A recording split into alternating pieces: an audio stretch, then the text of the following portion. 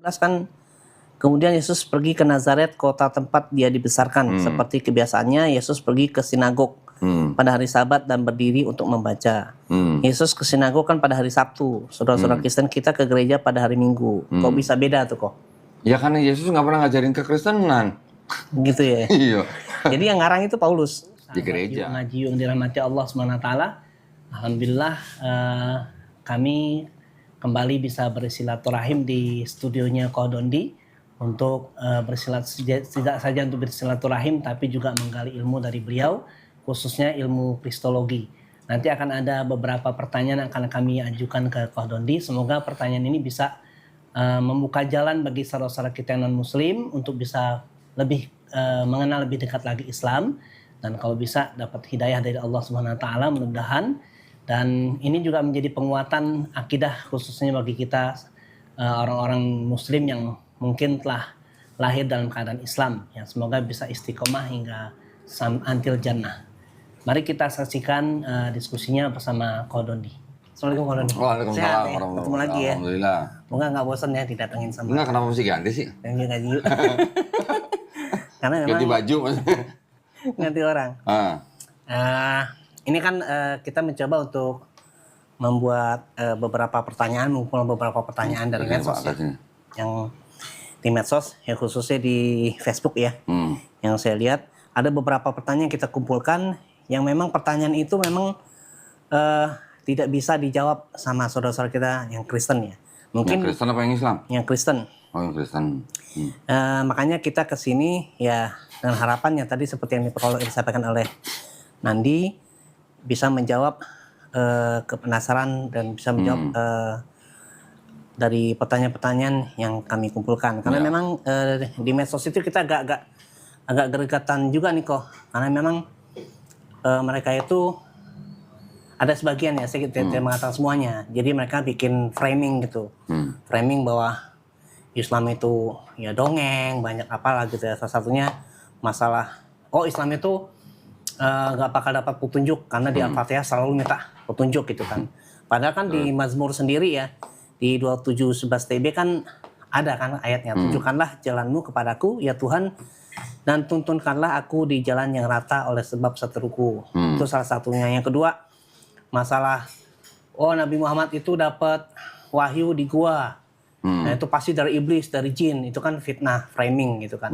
Yang memang gak ada buktinya. Sementara ya di Bible sendiri di 1 Raja-Raja 19:9 TB 1974 kan di sana dikatakan di sana masuklah ia ke dalam sebuah goa dan bermalam di situ, maka firman Tuhan datang kepadanya demikian Elia, apakah kerjamu di sini hai Elia. Artinya kan mereka menuduh, tapi sebenarnya di Bible sendiri mereka sendiri itu ada gitu ayat seperti itu yang mirip-mirip dengan itu gitu. Jadi kita mengumpulkan beberapa pertanyaan itu, semoga bisa menjawab rasa penasaran kita ya.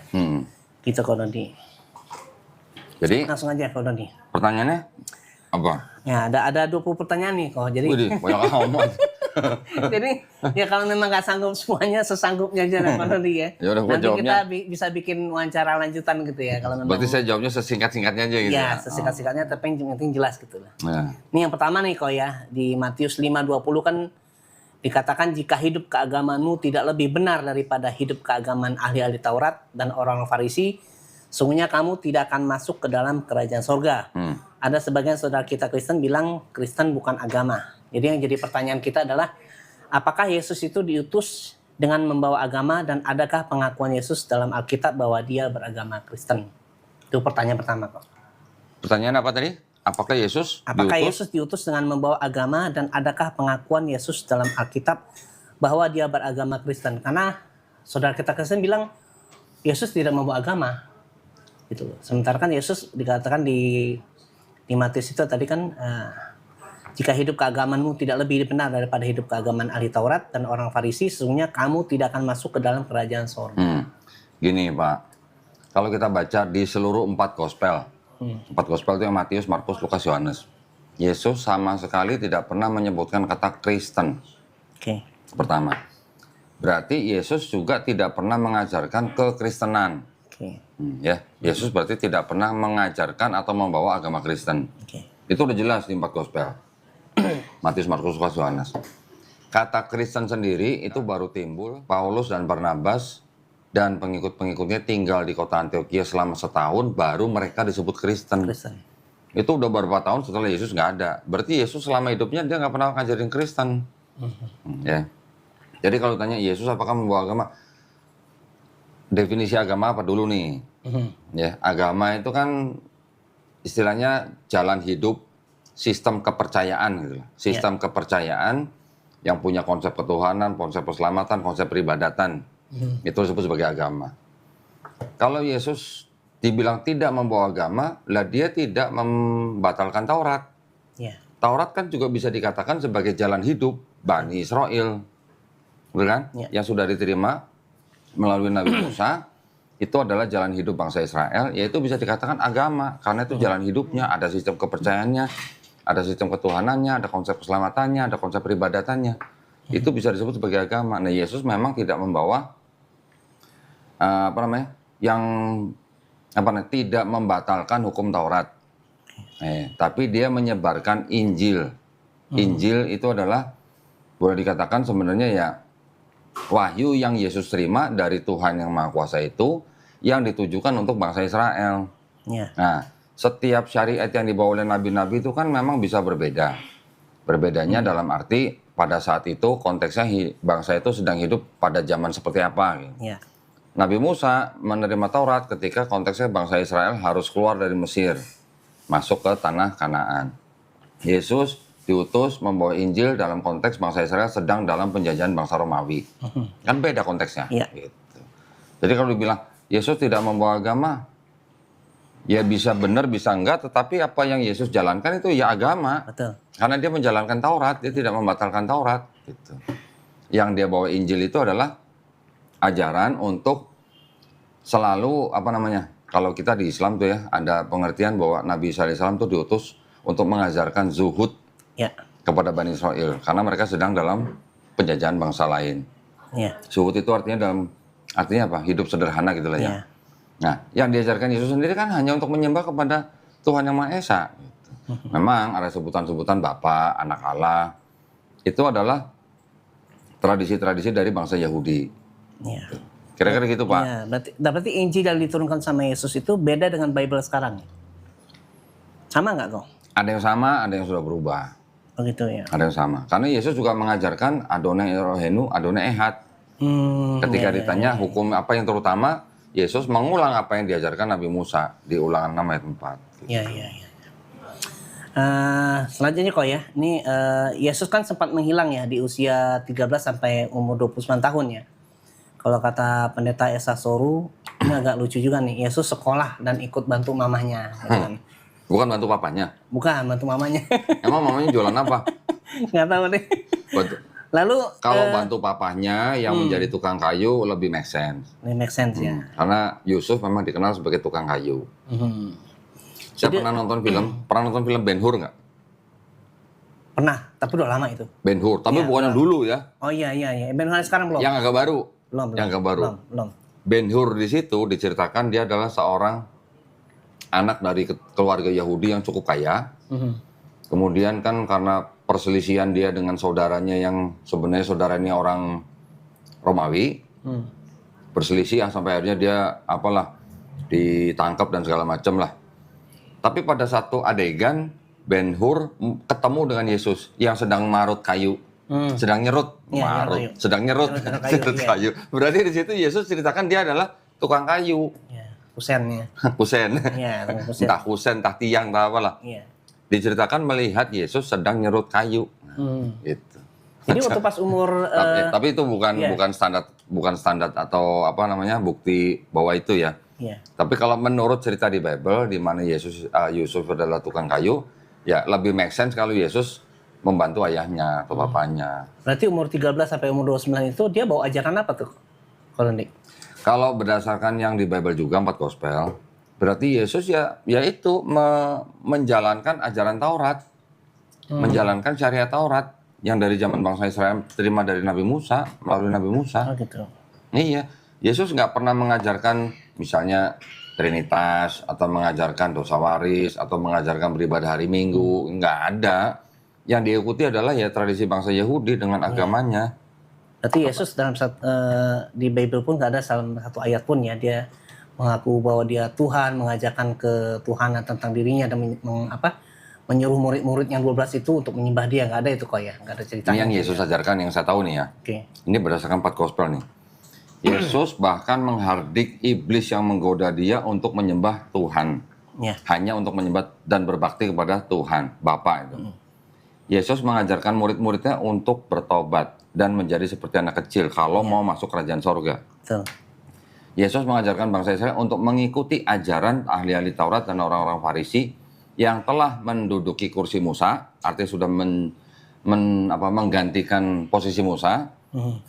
Suruh mengikuti ajaran mereka tapi tidak mengikuti kelakuan mereka. Jadi Yesus mengatakan ahli Taurat dan orang Farisi itu mengajarkan Taurat tapi tidak menjalankan. Ini yang Yesus ajarkan. Iya.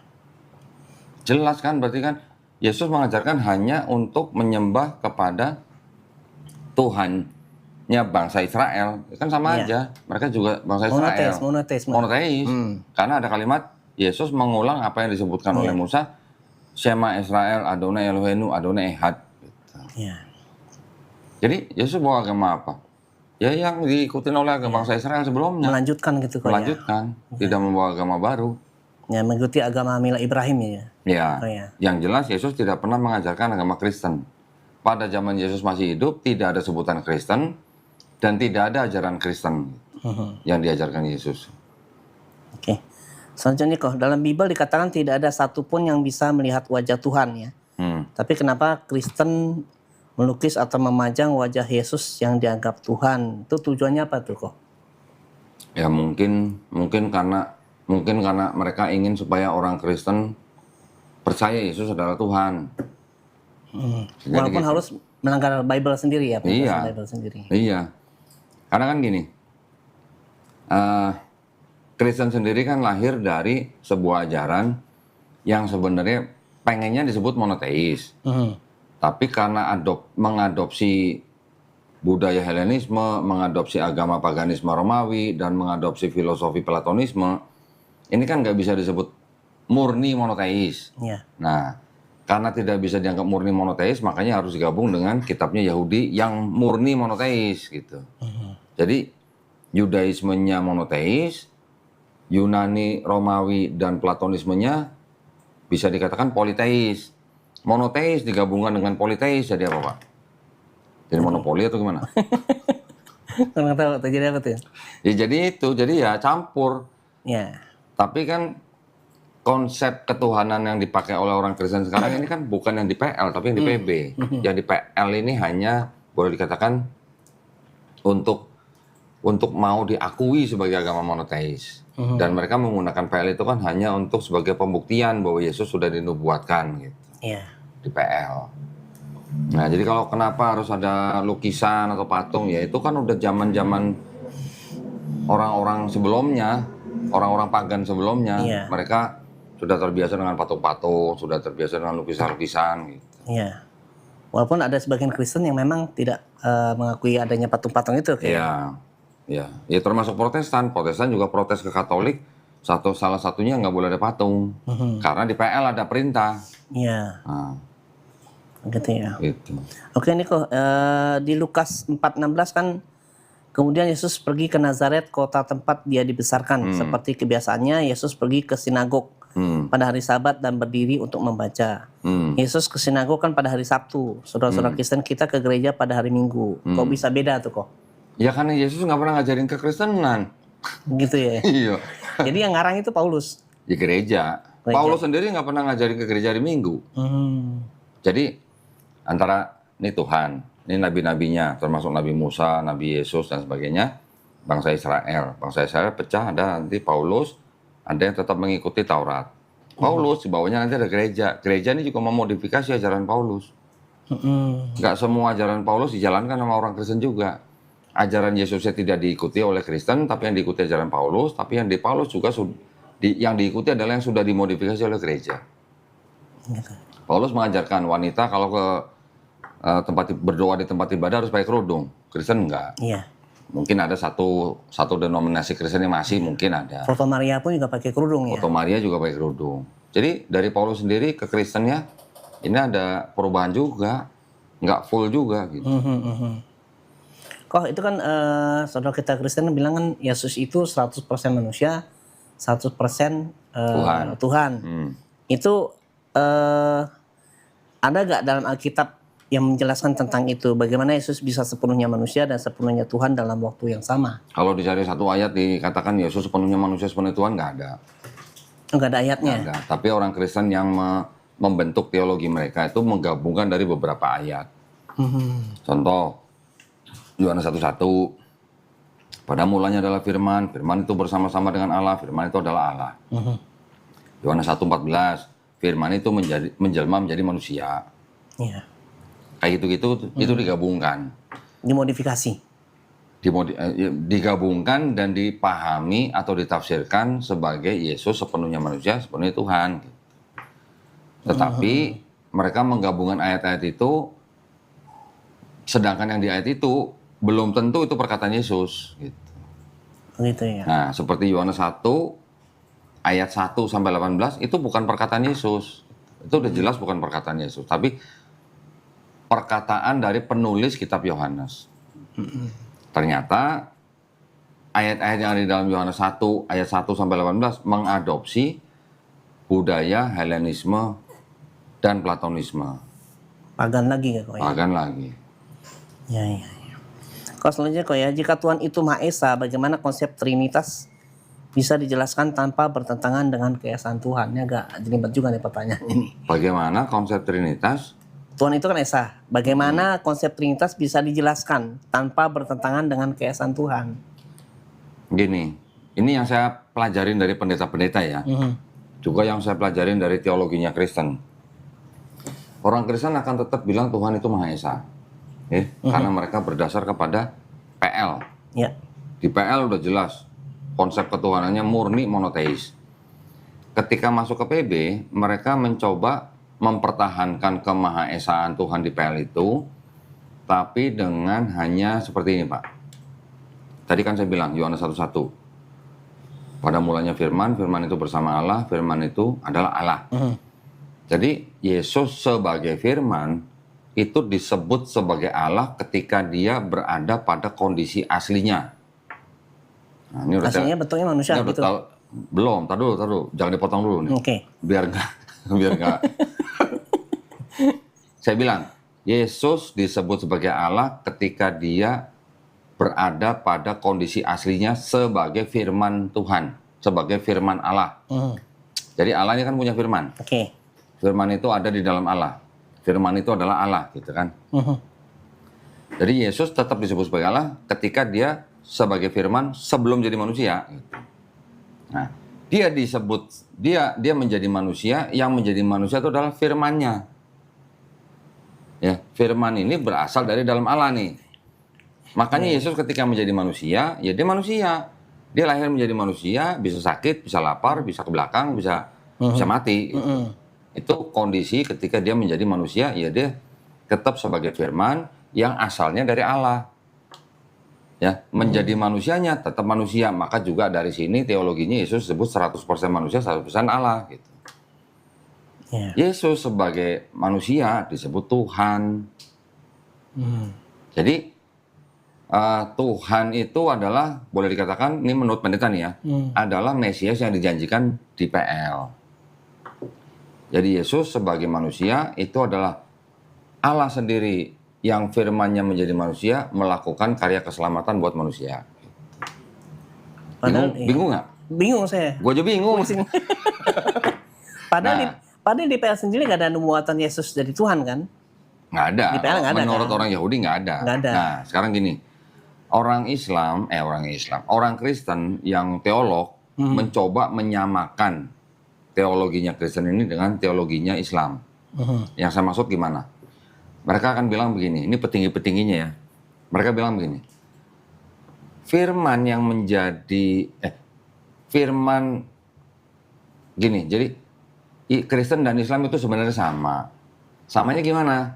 Di Kristen firman itu menjelma jadi Yesus. Kalau di Islam firman itu firman Allah atau firman Allah itu menjelma jadi Quran. Itu mereka menyamakannya di situ. Ngakal-ngakalin gitu kok ya. Ngakal-ngakalin. Ya. Cari remis gitu. Ya. Ya. Iya, Cari iya. remisnya begitu. Mereka bilang firman yang di Kristen itu menjelma jadi Yesus, di Islam firman itu menjelma jadi Quran. Menurut mereka itu sama begitu. Menurut mereka. Bahkan mereka menuduh begini. Ini menuduh ya. Kalau firman yang di Kristen menjelma jadi manusia, firman yang menjelma jadi manusia itu asalnya dari Allah, yang ada dari dalam Allah, berasal dari dalam Allah sendiri gitu. Mereka bilang gitu. Makanya firman dan Allah itu ya satu gitu.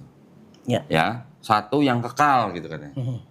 Tapi kalau Islam, Quran dikatakan diturunkan dari sisi Allah. Ya. Ada kan ayatnya? Ya, ada. Karena disebut Quran diturunkan dari sisi Allah, makanya Quran tidak berasal dari Allah. Karena di sisi katanya. Iya. Ya. Ya. Mereka nggak tahu arti di sisi itu apa gitu.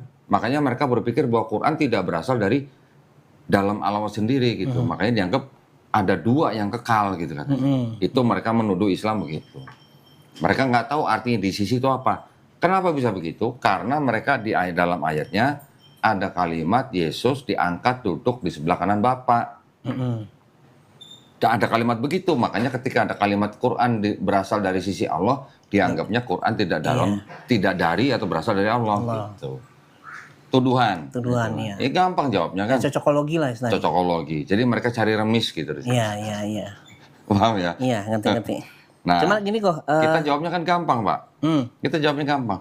Artinya Quran di sisi Allah itu artinya Quran berasal dari Allah yang maha bijaksana, maha teliti dan sebagainya. Jadi Quran itu adalah kalamullah yang merupakan sifat Allah itu sendiri gitu. Ya. Bedanya firman menjadi Yesus dan firman menjadi Quran. Bedanya di mana? Islam tidak tidak menyembah firman itu. Islam tidak menyembah Quran itu. Yang kita sembah adalah yang berfirman gitu. Iya. Beda kan? Bukan yang lima firman. Kalau Kristen kan menyembah Yesus sebagai firman Tuhan. Kita balikin sekarang.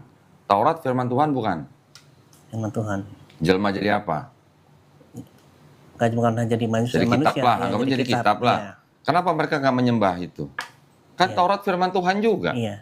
Judulnya mereka mau menyembah firman kan? Betul. Di Kristen mereka menyembah firman jadi Yesus. Kenapa mereka tidak menyembah Taurat sebagai firman Tuhan juga? Gitu. Iya. Simple. Iya. Ya. Ini yang berkaitan dengan firman nih saya masih penasaran nih kok ya. Ini kan di Yohanes 1 ayat 1 itu kan yang tadi Kodo disebutin ya, pada mulanya adalah firman dan sebagainya ya.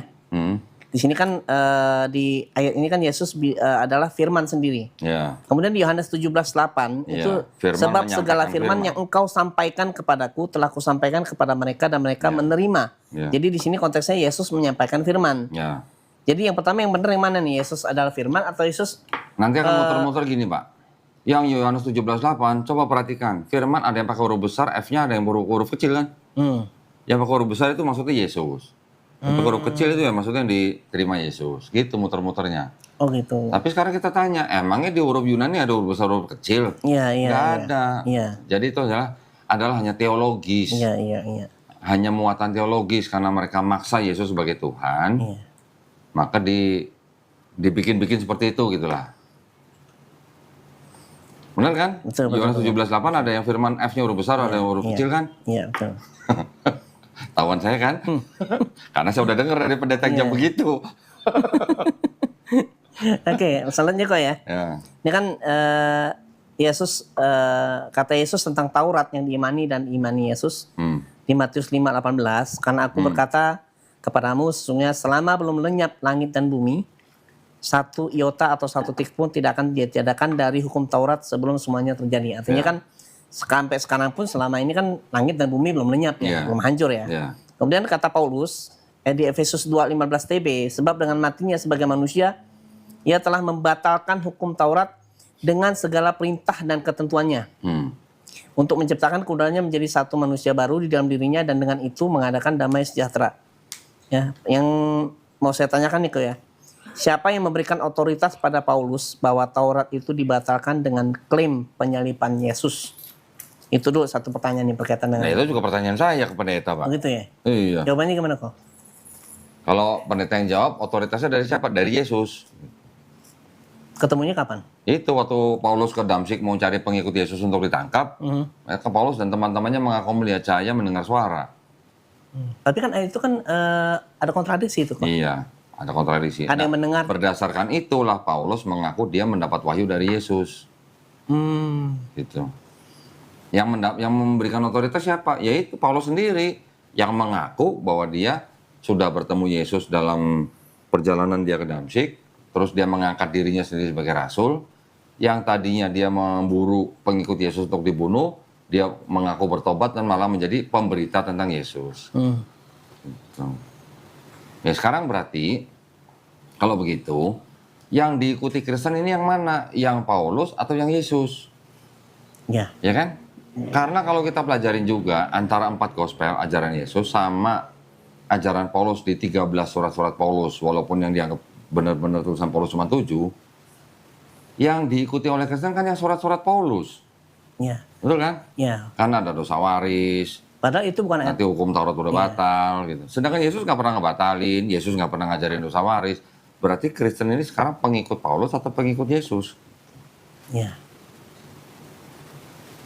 Betul. Kan simpel. Jadi kalau Bapak tanya, itu Paulus otoritas dari siapa? Kalau menurut pendeta yang memberikan otoritas adalah Yesus. Tapi kalau kita baca, ya itu Paulus sendiri. Menurut klaim pribadi dia. Klaim pribadi. Ya. Ini kan ada 2 ayat nih kok ya yang terkesan kontradiksi ya. Pada saat Paulus bertemu dengan Yesus, ini kalau versi orang-orang yang menyertai Paulus mendengar suara Yesus berbicara dengan Paulus. Di Kisah Para Rasul 9 ayat 7, maka termangu-mangulah teman-temannya seperjalanan. Ya. Karena memang mendengar suaranya itu tapi tidak melihat seorang pun. Ya. Yang pertama kan ayatnya mendengar tapi tidak melihat. Ya. Nah, versi orang-orang yang menyertai Paulus tidak mendengar suara Yesus berbicara dengan Paulus. Di Kisah Para Rasul 22:9. Dan mereka yang menyertai aku memang melihat cahaya itu, tetapi suara dia yang berkata kepadaku tidak mereka dengar. Jadi mereka ada 2 kontradiksi nih. Yang satu kesaksiannya mendengar tapi tidak melihat. Ada 3 sebenarnya Pak. Ada 3 ya. Oke, yang saya tahu ini. Jadi ada yang melihat tapi tidak mereka dengar gitu. Iya. Jadi yang dari 2 kontradiksi ini yang benar yang mana nih kok ya? Ya nggak yang benar. Nggak ada yang benar ya, karena memang kesaksiannya dua-duanya bertentangan ya, kontradiksi ya. Iya. Itu antara Kisah Para Rasul 9 sama 22 itu kan ada malah ada berapa ya? Sebentar. Kan saya udah pernah kasih lihat tabelnya.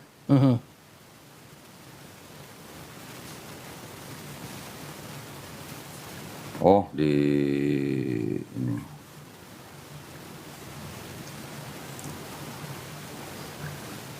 Nah, saya tambahin kok ya sambil kau lihat laptop ya.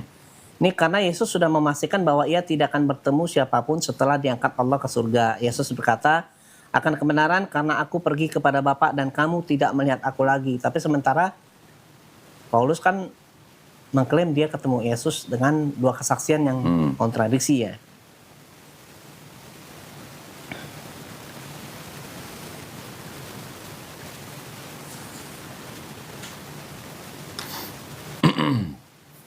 Aku lagi download, lagi open.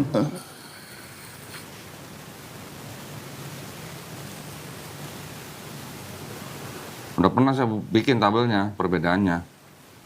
Antara Paulus sama Yesus ya. Enggak, antara kesaksian Paulus yang kontroversi itu. Lama sih.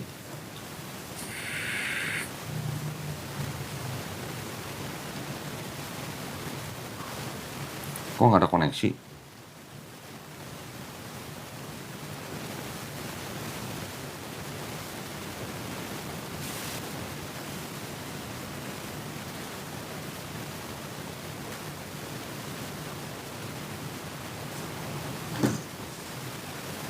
Bentar, Pak.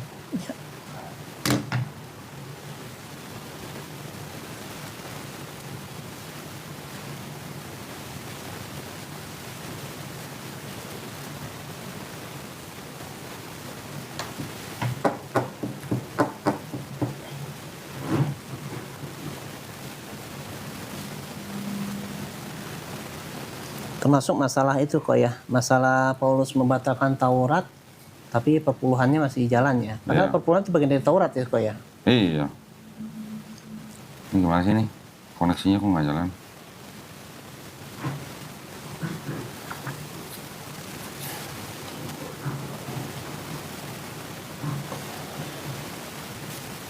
Nih.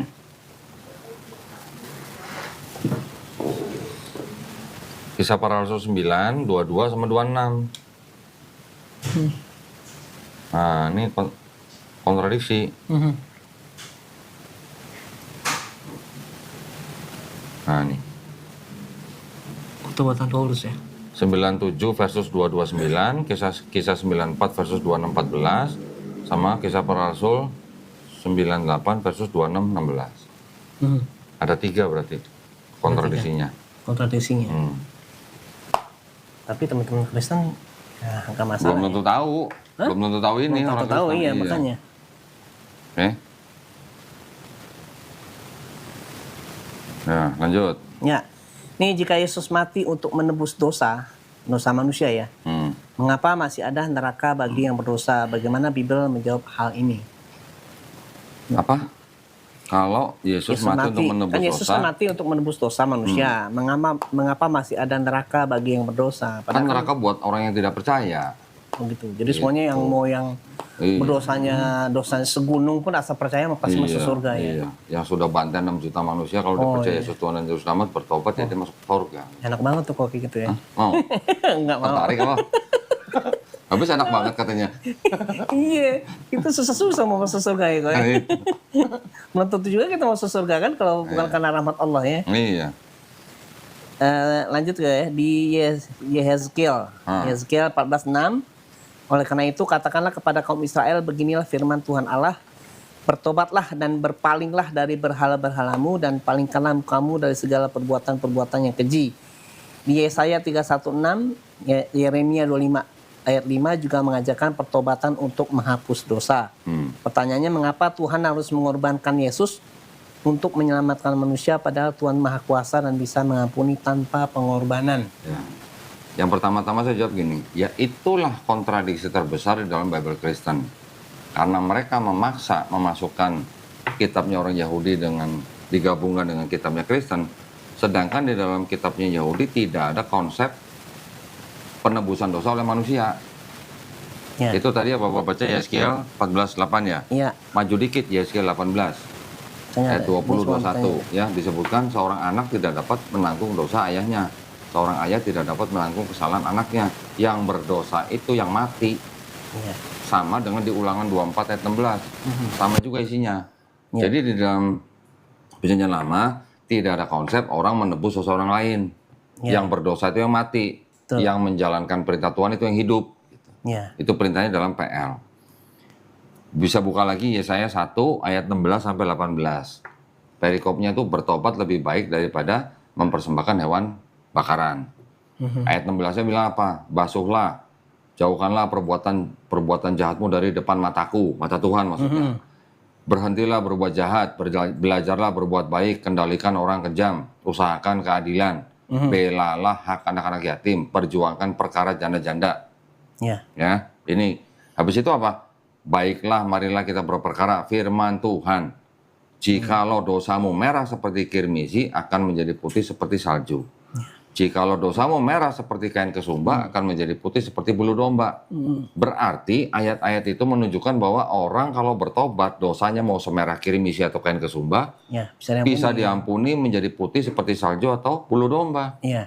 Kalau dari ayat-ayat itu berarti kan tidak ada konsep orang harus mati di atas kayu salib buat tebus orang lain. Ya. Gitu. Berarti penebusan dosa dengan mengorbankan manusia itu lagi-lagi ajaran mana tuh? Ajaran dari pagan sebelumnya. Pagan sebelumnya. Iya. Padahal Yahudi dan Islam pengorbanannya dengan menyembelih kurban gitu. Menyembelih ya. kurban. Kita menyembelih kurban konteksnya adalah untuk berbagi kepada Iya. sosial. Bukan menyerahkan itu Nah. kurban ke Allah ya. Di dalam Yahudi atau yang PL itu ada konsep kan mempersembahkan hewan kurban. Ini kan Islam kan istilahnya yang paling mudah lah dianggapnya lah. Kristen mengambil konsep itu, hewan kurban itu diganti dengan Yesus sebagai hewan korbannya. gitu ya, pahami Kristen nih. Jadi di dalam Yahudi ada konsep orang kalau mau apa namanya Nebus dosa. menebus dosa, artinya bukan menebus dosa siapa-siapa, tapi menebus dosa diri sendiri. Itu ada tradisi dengan menyembelih hewan kurban. Iya. Tapi itu pun hanya untuk dosa yang tidak disengaja. Kalau untuk orang Yahudi yang punya duit, silakan bisa berkorban dengan lembu atau sapi. Iya. Yang duitnya pas-pasan bisa dengan kambing atau domba. Yang nggak punya duit bisa pakai burung tekukur. Nggak punya duit juga bisa pakai tepung terigu. Jadi tergantung dari kondisi si orangnya nih. Konsep itu diambil di Kristen, tapi yang dijadikan kurbannya tuh Yesusnya. Yesusnya dianggap sebagai anak domba Allah gitu. Iya. Nanti di Kristen juga ada lagi paham tanpa pertumpahan darah tidak ada penebusan dosa. Iya. Nah, Iya. itu diambil dari PL tapi dicomot di luar konteks gitu. Diambilnya konsepnya tapi konteksnya nggak dibawa gitu. Jadi konteksnya konteks Kristen sendiri. Jadi Kristen membaca PL tapi dengan kacamata Kristen yang ada latar belakang pagannya gitu. Paham maksudnya? Iya. Nah, gitu. Jadi manusia berdosa kepada Tuhan, tapi Tuhan yang harus dibunuh untuk menebus dosa manusia. Tuh Iya. rada aneh gitu. Jadi Yesus ini dianggap sebagai domba tebusan, domba korban gitu. Iya. Jadi makanya tadi saya bilang konsep yang di PL-nya diambil tapi out of context gitu. Iya. Di PL disebutkan yang berkorban itu hanya untuk orang-orang yang tidak sengaja dosanya, Iya. bukan untuk menebus dosa orang lain juga gitu. Untuk menebus dosa sendiri. Iya. Beberapa yang lalu kan saya juga nonton film Viking tuh kok. Nah itu. Ya gitu kan. Sama, ya. Pengorbanan pertama ada hewan juga, ada kalau misalnya pengen balaknya yang lebih besar diampunin, ya manusia harus disembelih. Iya. Dan manusia yang disembelih itu senang loh. Seneng iya. Karena Kalau dia mau percaya dia akan masuk Iya, Valhalla. ke Valhalla gitu kan. Wih. Langsung minum bir. Iya, saya langsung connect tuh kok. Iya. Kayak ini nih. Nah itu. Kayak janin itu kan. Betul. Ini kok selanjutnya kok ya, mengapa konsep Trinitas itu tidak disebutkan secara eksplisit di dalam Alkitab, malah ayat tersebut terindikasi sisipan alias ayat tidak asli. Yang dipertanyakan mengapa? Nah, mengapa konsep Trinitas tidak disebutkan secara eksplisit? Ya karena Trinitasnya berkembangnya belakangan. Karena Trinitas berkembangnya belakangan, berevolusi dari abad pertama, kedua, ketiga, keempat, baru dijadikan doktrin. Ya setelah Yesus meninggal ya. Setelah Yesus wafat. Setelah Yesus nggak ada. Iya. Berarti kan ini Karena apa? kalau di Islam Yesus pernah meninggal. Enggak, kan diangkat ke langit. Iya. Ini kan menurut versi ini, Iya. versi ini. Karena konteks Trinitasnya itu berkembang dan bersaing. Nah, konsep Trinitas yang menjadi konsep yang menjadi pemenang gitu. Jadi gini, abad-abad sebelumnya itu konsep-konsep ketuhanannya di dalam Kristen itu berkembang. Yang saya maksud adalah gini, tidak langsung ada konsep Trinitas. Yang pertama ada orang-orang yang memikirkan bahwa Yesus itu adalah perwujudan Tuhan di bumi. Gitu. Iya. Itu yang disebut dengan konsep doketisme atau kepercayaan doketisme. Kalah sama kelompok yang menyebut dirinya kelompok separatisme. Separatisme bilang Yesus itu sebelum dibaptis belum Tuhan. Setelah dibaptis baru dia jadi Tuhan. Yang baptis Yohanes lagi. Yohanes. Ketika Yesus disalib, diangkat, yang diangkat Kristusnya bukan Yesusnya. Ini kelompok separatisme. Tadi ada doketisme, ada separatisme. Iya. Timbul lagi kelompok yang disebut dengan modalisme. Modalisme bilang, Bapak itu ya Yesus, Yesus itu ya Bapak. Ya. Jadi ini ada peran nih. Mod gitu kan, modalisme, mod gitu. Mod itu artinya peran, contoh misalnya kayak misalnya ini Pak Nanto apa Pak Nandi nih? Pak Nanto. Pak Nanto di kantor sebagai apa? Direktur misalnya. Di rumah sebagai apa? Suami. Di lingkungan sebagai apa? Imam misalnya. Nah kayak gitu peran itu namanya. Ya. Modalisme pecah menjadi dua, ada modalisme monarkianisme, modalisme sabelianisme. Tapi intinya kurang lebih sama lah. Bahwa Bapak itu Yesus, Yesus itu Bapak, satu pribadi, bukan tiga pribadi. Ini cukup bertahan lama, sampai akhirnya kalah sama kelompok Trinitarianisme. Trinitarianisme yang bilang Bapa itu bukan Yesus, Yesus bukan Roh Kudus bukan Bapa, tapi ketiganya hakikatnya sama. Hakikatnya Tuhan. Nah, mereka tiga pribadi yang berbeda, tapi hakikatnya satu yang sama. Gitu. Kelompok ini yang digandeng sama Romawi. Nah, karena ada Romawi, siapa yang bisa lawan? Iya. Gitu. Orang Yahudi yang berontak 2 kali aja dia ditumpas gitu kan. Ditumpas. Nah, ketika ada kelompok gereja yang Trinitarianisme ini digandeng sama Romawi, siapa yang bisa lawan? Udah gitu aja. Yang lain ya hapus, dia dibunuh, diungsikan, dipenjara, dibunuh dan sebagainya. Gitu. Jadi makanya Kristen kelompok Trinitarianisme inilah yang menjadi kelompok Kristen yang pemenang pada zaman itu. Kalau sekarang gimana? Oh, Sekarang juga masih menjadi kelompok yang mayoritas di dalam Kristen yang Trinitas. Yang Trinitas ini kan Katolik, Ortodok, Protestan. Dan semua denominasi di bawahnya. Ini yang disebut dengan kelompok Trinitarianisme. Yang kelompok tadi bilang ada lagi yang Kristen Unitarian yang tidak menyembah Yesus sebagai Tuhan. Sekarang masih ada tapi kecil gitu. Kecil banget. Oneness juga ya. Yang Sabellianisme tadi masih ada nggak? Ada tapi kecil gitu. Segelintir kan. Ya. Dibandingkan dengan yang Trinitarianisme ini perbedaannya jauh. Iya. Makanya 2000 tahun konsep Trinitas itu nggak pernah kelar ya, Eko ya. Iya, kalau kan dari Tanah Abang kan. Iya. Kalau orang Tanah Abang bilang belum kelar gitu ya. Iya belum kelar gitu. Iya. Maksudnya udah 2000 tahun lebih konsekuensinya tuh belum ada kata sepakat di antara Kristen Iya, sendiri gitu iya. ya. Saya pernah tanya sama pendeta tuh Pak, sampai kapan tuh Pak? Sampai kiamat kata gitu.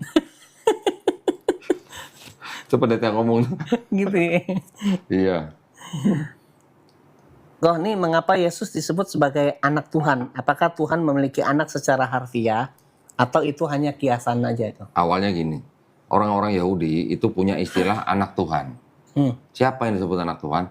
Itu bisa perorangan, bisa bangsa. Sebuah bangsa pun bisa disebut sebagai anak Tuhan. Anak Tuhan. Siapa? Bangsa Israel. Bangsa Israel juga disebut anak Tuhan, anak kesayangan Tuhan gitu. Karena ini bangsa pilihan gitu. Perorangan juga bisa disebut anak Tuhan. Kan maksudnya apa? Ini adalah manusia pilihan juga sebagai orang yang soleh. Gitu. Ya, bukan maksud diperanakan kan, bukannya, bukan Tuhan beranak. Bukan maksud bukan Yahudi Tuhan bukan ke punya situ ya. anak secara literal, enggak ada. Orang Yahudi enggak kenal konsep begitu. Jadi kalau orang Yahudi bilang anak Tuhan, itu artinya orang itu orang soleh. Hamba Tuhan lah kalau kita ya. Hamba Tuhan. Allah gitu ya. Iya. Gitu Nah, ya. ketika ke Kristen, ini kan sudah bercampur dengan konsep yang tadi saya bilang dari Helenisme, paganisme. Ya kan? Helenisme dan paganisme ini kan punya konsep dewa itu bisa punya anak. Iya. Ya kan? Betul. Bisa punya konsep punya anak dari manusia lagi. Iya. Nah, konsep ini yang digabungkan dengan konsepnya anak Tuhan dari Yahudi. Ya. Dewa Zeus bisa punya anak dari perempuan manusia, Hercules, Perseus misalnya. Dewa Jupiter punya anak, Merkuri gitu misalnya. Konsep itu digabungkan dengan konsep anak Tuhan yang dari Yudaisme itu. Ditujukan atau diatributkan untuk Yesus. Ini ada istilah manusia setengah dewa gitu ya, Ko ya. Ya. Hercules itu kan manusia setengah dewa ya. Kalau di Hercules setengah manusia setengah dewa, Yesus disebut sepenuhnya manusia sepenuhnya Tuhan. Sebenarnya Tuhan. Karena Tuhan sama dewa bedanya dalam bahasa Inggris apa sih Pak? Apa? Tuhan sama dewa, bahasa Inggris bedanya apa? Dalam bahasa Inggris.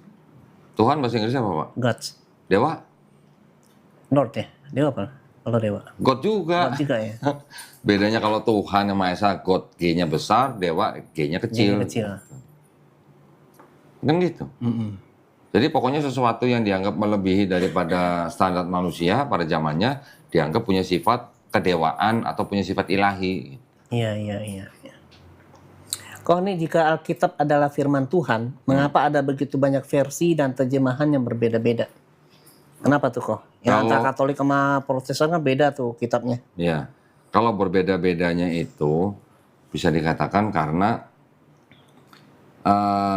Bible itu diturunkan kan dalam tradisi lisan, dalam tradisi tulisan, ya. Artinya tidak dihafal gitulah. Jadi firman Tuhannya itu diturunkan dalam bentuk tulisan, menurut Kristen diinspirasikan oleh Roh Kudus. Ya. Ya, ini kan klaimnya Kristen. Ya. Yang terjadi adalah ketika ada orang menulis pada saat itu karena keterbatasan orang lain pengen punya nih. Caranya gimana? Belum ada fotokopi, belum ada foto, belum ada komputer, belum ada scanner. Gimana caranya kalau mau punya kitab yang sama dengan saya? Bapak nulis sendiri, nulis ulang, menyalin, atau Bapak nyuruh orang menyalin kan begitu? Iya. Nah, ketika menyalin, jadi timbul variasi teks. Tidak mungkin 100% orang menulis ulang bisa 100% benar sama apa yang disalin gitu. Ya, kita yang udah ada lampu aja belum tentu bisa 100% benar. Betul. Apalagi pada zaman dulu belum ada listrik, belum ada bolpen yang bagus, belum ada kertas yang baik. Lampu aja boro-boro pakai lilin gitu. Orang menyalin ulang ribuan kata, pasti ada kesalahan. Satu. Yang kedua, teks-teks yang berbeda itu kan terjadi ketika sudah beberapa tangan atau beberapa periode tertentu. Misalnya. Pada zaman kita menulis satu kitab yang sama, nanti pada zaman mungkin 2 atau 3 generasi di bawah kita, mereka juga menulis yang sama, mereka punya pikiran sendiri, menulis sendiri gitu. Ya kan? Juga berasal dari kisah-kisah dari kelompok-kelompok tertentu yang punya kisah lain, itu dipilih-pilih gitu. Ini yang mana masuk Bible, yang mana masuk, yang nggak masuk gitu. Itu yang dipilih-pilih. Jadi karena banyak pilihan ini kan tidak bisa mewakili keseluruhan manusia, ya kan? Ini kan pilihan ini kan mewakili kelompok tertentu. Nah, ketika ada kelompok lain yang tidak setuju dengan pilihan ini, otomatis kan mereka kan menolak. Mereka bikin pilihan sendiri. Protestan makanya. Makanya jadi banyak versi. Yang Ethiopia pakai semua tuh apa yang sudah di kanon pertama. Ethiopia 81 kitab. Ortodok nolak 3. Jadi 78. Katolik nolak 5 dari ortodok. Jadi 73. Kristen protes, yang protestan nih, protes ke Katolik nolak 7. Jadi 66 kitab. Jadi ini kan menimbulkan versi-versi yang lain. Karena yang ini nolak yang ini, yang ini nolak yang ini, yang ini nolak yang ini. Iya. Jadi makanya jadi timbul banyak versi. Sedangkan yang sama-sama 66 kitab aja, ini juga nanti ada versi-versi yang lain. Iya. Bedanya apa? Karena yang di sini ada ayat yang dianggap asli, di sini bilang enggak itu nggak asli, itu dulu yang di kitab itu nggak ada. Ini membuang ayat yang ada di sini. Iya. Ya, jadi misalnya di sini 66 kitab, ini juga 66 kitab, tapi di sini ada ayatnya, di sini nggak ada, dibuang. Nanti ada lagi yang bikin yang lain dengan versi-versi lain. Gitu. Jadi nggak ada keterjagaan gitu ya kok ya? Iya, jadi kalau kita harus bisa membedakan antara versi dan terjemahan. Iya. Kalau versi, contoh, Quran kita 114 surat. Mau dimanapun semuanya sama 114 surat. Jumlahnya itu sama nggak? Jumlahnya itu sama, cuma sistem penomoran ayat yang berbeda. Betul. Mau dibilang versi silakan, hafaz, waras, versi. Tapi beda versi itu hanya beda bacaannya aja. Yeah. Kayak orang Sunda ngomong P sama F gitu ya. Kita di sini ngomong fitnah, orang Sunda bilang fitnah gitu. Kita di sini ngomong TV, di sana ngomong TV gitu. Seperti itu doang variasinya. Tapi kalau di Kristen jumlah kitabnya atau jumlah suratnya berbeda, jumlah ayatnya juga berbeda. Sistem penomoran ayat juga ada yang berbeda. Gitu. Jadi kalau di Quran itu yang ada adalah variasi bacaan, kalau di Bible yang ada adalah variasi teks. Iya. Gitu, yang membedakan. Itu yang bikin saling kontradisinya banyak gitu ya kayak. Iya, ya kalau enggak Pak, mau yang versi manapun tetap ada kontradisinya. Iya. Jadi perbedaan surat atau kitab itu bukan menghilangkan kontradisinya, tapi karena memang benar-benar ada variasi teks yang terjadi. Karena setiap Bible itu kan nanti ada yang kritik, dia bikin sendiri. Nanti sini di belakangnya ada yang kritik lagi, bikin sendiri. Gitu. Iya, iya. Itu kan berlangsung selama ratusan bahkan ribuan tahun. Iya. Ini udah 2000 tahun. Iya. Belum kelar-kelar gitu. Belum kelar. Sampai kiamat tadi bilangnya. Iya. Jadi kalau gini, kan kita Protestan kan ada yang ditolak sama Katolik. Kita Katolik ada juga maksudnya beda-beda lah ya. Maksudnya Protestan yang menolak sebagian surat-surat yang ada dalam kitab Katolik. Oke. Yang ditolak di kitab Katolik itu yang ditolak tadi itu dianggap sama Protestan itu firman Tuhan atau karangan? Bukan firman Tuhan. Bukan. Jadi apa tujuan Protestan ke Katolik? Cuma cerita sejarah. Oh. Gitu. Gitu ya. Cuman karangan-karangan gitu ya kayaknya. Terus? Ini kayak ini kan sering saudara-saudara Kristen kita nih nuduh apa ya, luar biasa ya maksudnya terhadap kitab suci Al-Qur'an ya. Kitab apalah ya, saya nggak mau nyebut, nggak tega gitu, nggak pantas juga saya nyebutnya. Apa? Ya kitab Al-Qur'an itu kitab dongeng dan bla bla bla lah yang nggak pantas saya ucapkan di sini ya. Sementara ini saya baca ada berita ya dari internasional sindonews.com. Amerika Serikat tarik Injil dari sekolah karena dinilai vulgar dan mengandung kekerasan. Pertanyaannya kenapa ayat-ayat itu bisa muncul di Bible? Apakah ayat-ayat itu termasuk bagian dari ucapan Yesus sendiri? Bagaimana pandangan ahli teologi tentang ayat-ayat tersebut? Kalau ayat-ayat yang disebut vulgar atau dan kekerasan, itu kan karena memang yang menulis pada saat itu juga memang orang-orang yang punya standar moral berbeda dengan kita sekarang. Pada saat itu standar moralnya mungkin lebih bilangnya lebih rendah atau lebih tinggi gitu ya. Berbeda lah dengan sekarang kita lah. Kita sekarang bilang ada orang di di penjara tanpa tuduhan yang jelas, itu kita udah melanggar HAM gitu bilang. Ya pada zaman dulu kan nggak ada cara-cara begitu. Hukum kan juga berkembang, standar hukum berkembang. Jadi pada zaman penulisan Bible itu standar moralnya berbeda dengan kita. Pada saat itu ya itu mungkin tidak dianggap sebagai kekerasan atau vulgar gitu. Pada saat sekarang aja orang udah ngeributin HAM dan segala macam, bilang itu adalah ayat kekerasan atau ayat vulgar. Yaitu karena ada perbedaan standar moral manusia gitu. Terus kalau ditanya apakah itu benar-benar ucapan Yesus? Kalau yang dianggap ayat-ayat yang kekerasan itu ada di Perjanjian Lama, Pak. Perjanjian Lama nggak ada urusan sama Yesus. Gitu. Kalau yang Perjanjian Baru, menurut ahli-ahli Kristen sendiri, dari 4 gospel aja, yang benar-benar dianggap perkataan Yesus itu cuma 18%. Selebihnya bukan. Selebihnya adalah perkataan penulis gospel itu gitu. Jadi ada juga yang ahli Perjanjian Baru mengatakan bahwa kebanyakan ayat-ayat yang di dalam 4 gospel itu adalah perkataan penulis yang disematkan ke mulut Yesus. Jadi sebenarnya bukan Yesus ngomong, tapi ditulis kira Yesus yang ngomong gitu. Kalau di Islam udah berat itu. Iya. Mengatasnamakan Nabi Muhammad, padahal Rasulullah nggak pernah ngomong kayak gitu ya. Iya, itu berat. Nah, jadi itu istilahnya kalau dalam Inggris apa ya? Put the words on Jesus' mouth gitu.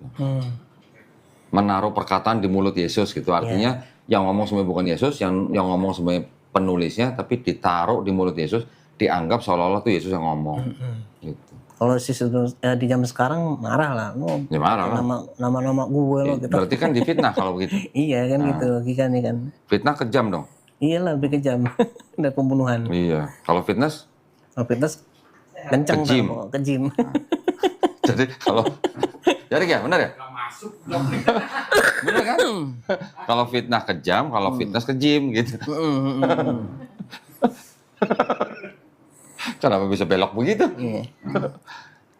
Ada lanjut ya kok ya.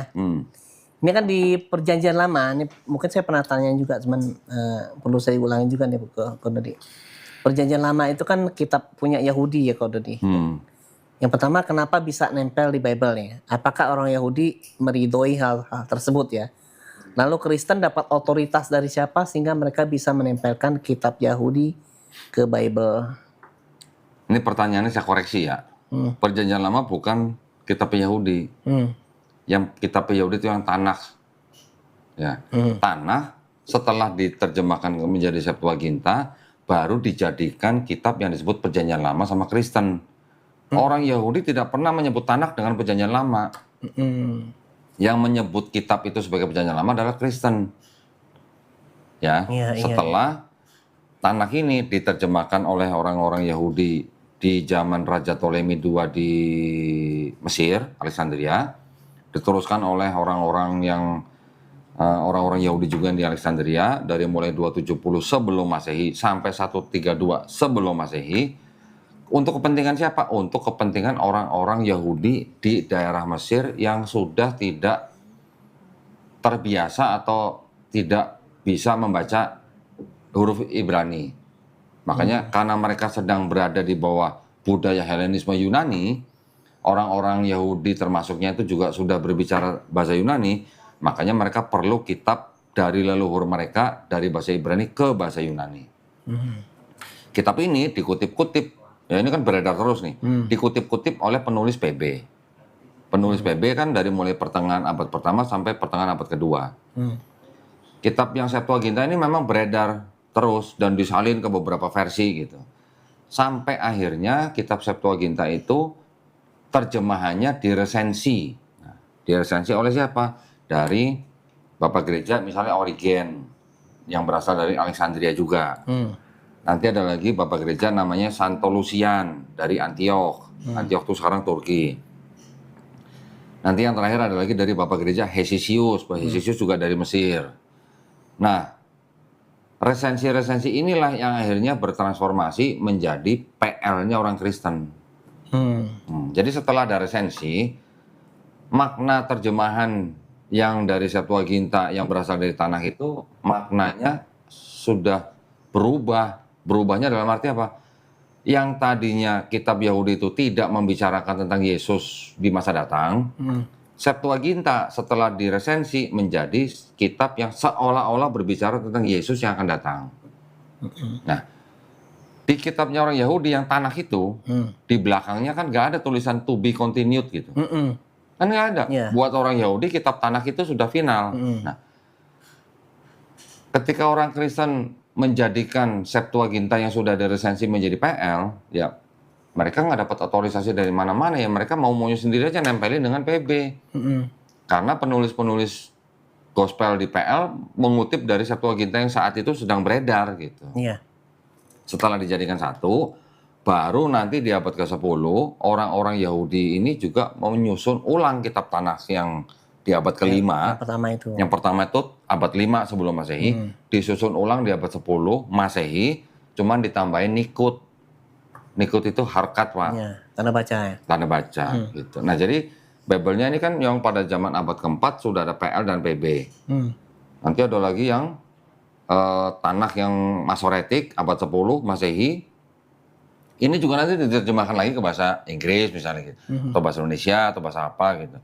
Jadi ini semuanya berkembang sesuai dengan kepentingan si pembaca. Nanti timbul lagi komunitas-komunitas Bible lah, apalah, jadi menimbulkan versi apa gitu. Terlalu rumit, Pak, banyak banget. Enggak, orang Yahudi sendiri ridho gak sih kitabnya ya maksudnya dalam tanda kutip dimasukin, ditempel di Bible gitu tuh. Kan pasti mereka punya pendeta-pendeta, punya petinggi-petinggi agama lah. Sikap mereka tuh gimana tuh Di abad-abad ke-4 itu, kan Kristen sudah menjadi agamanya Romawi. Sudah menjadi agama bangsa Romawi yang menjajah Palestina nih, termasuk Palestina nih. Bisa ngelawan nggak orang Yahudi? Nggak bisa. Orang Yahudi di abad kedua sebelum Masehi berontak, tumpas. Orang Yahudi berontak lagi di abad pertama, ditumpas, habis. Bahkan bait sucinya dihancurkan. Abad keempat, agama Kristennya sudah jadi agama resminya penjajah nih. Gimana ngelawannya? Iya, susah. Sekarang kalau ditanya ridho apa enggak, sisa-sisanya masih bisa kita lihat sekarang kan. Pernah lihat video orang Kristen di Israel diludahin? Wah, sering. Nah itu, itu ya bentuk salah satu ketidakterimaan mereka lah. Iya. Gitu. Iya. Ya kan? Iya. Orang Kristen sendiri yang menggunakan kitab yang berasal dari kitabnya Yahudi, sekarang ini malah mengajak orang-orang Yahudi untuk masuk Kristen. Jadi mereka nggak cuma ngincar orang Islam, mereka juga ngincar orang Yahudi untuk masuk Kristen. Maka sampai diludahin sama orang Yahudi di Israel. Iya. Tapi ada yang cewek juga tuh lah. Jadi kalau ada anak yang nanya, emang ada orang Yahudi yang marah? Kitabnya dipakai. Lagi mana mau marah, mau ngelawan orang lagi Kristen udah jadi agama resminya Romawi, Udah punya penjajah. kekuatan gitu, udah punya perlindungan gitu ya. Coba kalau Yahudinya yang digandeng sama Romawi, jadi agamanya Romawi, habis Kristennya. Iya. Gitu. Tapi alasan saudara kita Kristen itu bilang, ya kitab Yahudi itu nempel di Bible karena memang Yesus itu kan Yahudi, jadi kita ada sejarahnya lah nyambung ke Yahudi gitu. Itu alasan mereka begitu tuh. Hubungannya apa Yesus Yahudi dengan kitab mereka? Sedangkan yang nulis 4 gospel aja bukan murid-murid Yesus langsung. Menurut siapa? Menurut ahli-ahli perjanjian baru, bukan menurut Islam. Orang-orang ahli perjanjian baru aja bilang yang nulis 4 gospel itu tidak diketahui siapa. Karena 4 gospel itu adalah kitab-kitab yang anonim, tidak ada nama penulisnya. Beda dengan surat-surat Paulus. Kalau surat-surat Paulus ngaku aku Paulus. Rasul Yesus. 4 gospel emang ada ayat aku bernama Matius menulis ini untuk siapa gitu ada? Nggak ada. Jadi penamaan itu dari ada. siapa itu kok? Nama-nama Matius, Markus, Lukas, Yohanes itu yang memberikan Santo Papias di abad kedua tahun 130 Masehi. Santo Papias pertama kali menyebut kitab ini Matius dan Markus. Yang kedua Santo Irenaeus tahun 180 Masehi. Santo Irenaeus yang menyebut lengkap Matius, Markus, Lukas, Yohanes. Kedua santo ini menggunakan tradisi Kristen bahwa yang namanya Matius itu adalah pemungut cukai. Bahwa yang dimaksud Markus adalah muridnya Yesus. Bahwa yang dimaksud Lukas adalah tabibnya Paulus dan teman seperjalanan Paulus. Bahwa yang namanya Yohanes itu adalah Yohanes anak Zebedeus. Yohanes itu adalah murid Yesus. Ini hanya tradisi Kristen. Ya, tradisi. Sekarang, zaman sekarang, bahkan gereja Katolik pun di websitenya sudah bisa menuliskan bukti-bukti yang ada tidak mendukung bahwa yang menulis ini bernama Matius, Markus, Lukas, Yohanes. Berarti hasil buah pemikiran aja ya kok ya. Iya, tulisan-tulisan orang Kristen yang tidak pernah ketemu Yesus, bukan saksi mata langsung, tidak mengenal saksi mata langsung, tidak pernah ketemu langsung, tidak pernah ngopi bareng Yesus gitu. Iya. Nggak pernah seperti kita sekarang ngopi Iya. bareng gitu. Iya, ngopi mad drink gitu ya. Nah ini, kopi mad drink. Mad drink apa mad ding? Mad drink, mad drink. Oh, mad drink. Tadinya kan mad drink udah lu mad drink aja deh. Ya. Selamat minum maksudnya gitu. Ininya apa nih?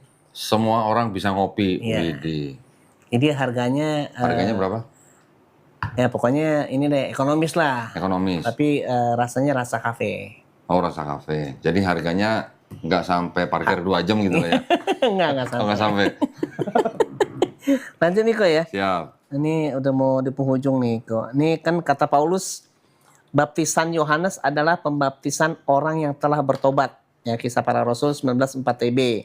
Demikianlah Yohanes pembaptis tampil di padang gurun dan menyerukan bertobatlah dan berilah dirimu dibaptis dan Allah akan mengampuni dosamu.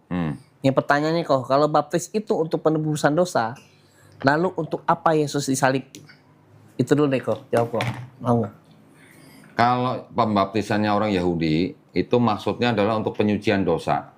Sama seperti mandi junubnya kita. Oke. Membuang hadas Ya. besar. Ya. Mandi besarnya Islam, itu sama dengan baptisnya orang Yahudi. Tapi kalau baptisannya Kristen, itu adalah untuk pernyataan iman. Ya, seperti syahadat gitulah. Ya. Itu perbedaannya. Jadi kalau ditanya, kalau sudah dibaptis untuk penebusan, bukan penebusan dosa, penyucian lah, penyucian dosa, kenapa masih harus ditebus lagi sama Yesus gitu? Ya. Ya itu juga pertanyaan saya ke pendeta. Bapak harusnya nanya pendeta, jangan nanya saya. Bapak salah nanya berarti. Jadi tadi kembali lagi kepada konsep-konsep orang sebelum ada Yesus, sudah ada orang-orang yang begitu. Dengan menebus dosa orang dilakukan oleh orang yang akhirnya dianggap punya sifat ilahi, dewa-dewa gitu lah. Berarti Yesus punya dosa dong, sehingga dia harus dibaptis ya, atau bertobat gitu. Dosanya tapi bukan dosa yang bagaimana ya, itu penyucian. Kayak kita mandi besar lah, hadas lah gitu bilang. Hadas bukan dosa lah. Bukan dosa ya. Hadas besar, kan ada hadas besar, hadas kecil gitu. Ya sebenarnya kan kalau kita telaah ya, kok bisa ya mirip-mirip ya? Oh ternyata mereka baptis, kita mandi besar. Mereka wudhu, mereka membasuh, kita wudhu. Nanti mereka sujud, kita juga sujud. Mirip-mirip ya? Iya, betul. Berarti kalau mirip-mirip berarti berasal dari sumber yang sama dong. Gitu. Betul. Nah, Tapi kita dituduhnya nyiplak Bible. Padahal kan sebenarnya Bible sujud ya kita sujud. Mereka nggak sujud kan begitu kan? iya, nanti kan ada 3 nih. Yang ini sujud, yang ini nggak sujud, yang ini sujud. Yang ini sujud ada sebagian kecil lah. Yang ini nggak makan babi, ini makan babi, sebagian nggak makan babi, yang ini nggak makan babi. Berarti yang ada benang merah, yang kelihatan benang merahnya kan yang ini sama yang ini. Iya. Yang ini malah putus nih benang merahnya. Betul. Atau masih tersambung tapi ya udah tipis Iya lah udah gitu. tipis, udah temok lah istilahnya. Ketemok Udah gitu. temok gitu. Udah tepok gitu kalau Udah orang tepok, Jawa. iya. kan? Nah, tapi yang tebel kan yang justru yang Yahudi sama yang Islam. Ini benang merahnya kelihatan tebelnya kuat. gitu loh. Yang menjadikan perbedaan antara Yahudi dan Islam kan hanya masalah Nabi Muhammad SAW. Betul. Mereka tidak menerima Nabi Muhammad SAW karena dianggapnya Nabi Muhammad SAW itu tidak berasal dari bani mereka, tidak berasal dari bangsa mereka. Itu aja. Tapi walaupun begitu mereka mengakui Nabi Muhammad SAW adalah seorang nabi. Betul. Tapi bukan untuk mereka, untuk bangsa lain. Beda di situ. Masih mending lah istilah gitu ya. Iya. Ya. Nah, perbedaannya lagi Yahudi sama Islam. Yang Yahudi tidak mengakui Nabi Isa alaihissalam sebagai Al-Masih. Sedangkan di Islam mengakui Nabi Isa sebagai Al-Masih, sama seperti Kristen juga Al-Masih. Tapi yang Kristen selain Al-Masih, Nabi Isa juga ditinggikan lagi menjadi Tuhan atau menjadi Allah gitu. Ya. Ini jadi perbedaannya unik nih. Iya. Perbedaan bersamanya unik. ada yang persamaan antara Yahudi dan Islam, ada yang persamaan antara Kristen dan Islam, tapi juga ada perbedaannya, Yahudi dan Islam juga ada perbedaannya, gitu. Ya. Tapi ketiga agama ini bisa disebutin nggak? Misalnya Yahudi dengan Nasrani.